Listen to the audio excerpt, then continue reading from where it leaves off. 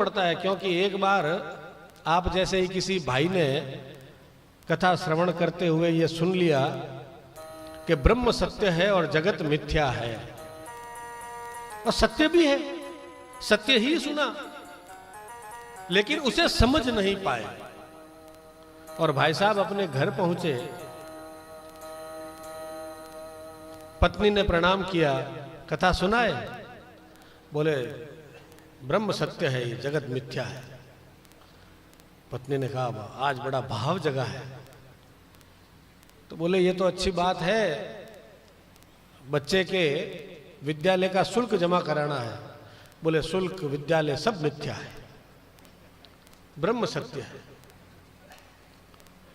अरे भाई माता पिता वृद्ध है, उनकी औषधि लानी है, दवाई लानी है बाजार से, दवाई औषधि सब व्यर्थ है, ब्रह्म सत्य है।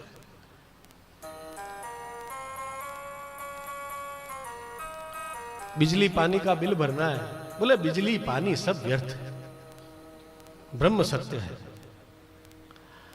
अरे मैं आपकी पत्नी हूं ये तो पता है, बोले पत्नी वत्नी सब व्यर्थ, ब्रह्म सत्य है।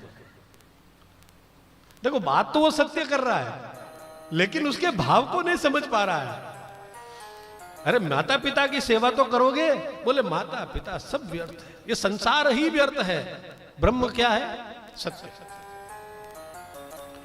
पत्नी परेशान हो गई, लेकिन माताएं बड़ी चतुर होती है, ऐसा कोई भूत चढ़ जाता है तो उसको तुरंत उतार भी देती है, लेकिन वो अवसर ढूंढती है। अब पत्नी चुप हो गई, अब इनके लिए सब मिथ्या है, ब्रह्म सत्य है तो छोड़ दो। आखिर ब्रह्म सत्य जगत मिथ्या जपते जपते सायकाल हुआ।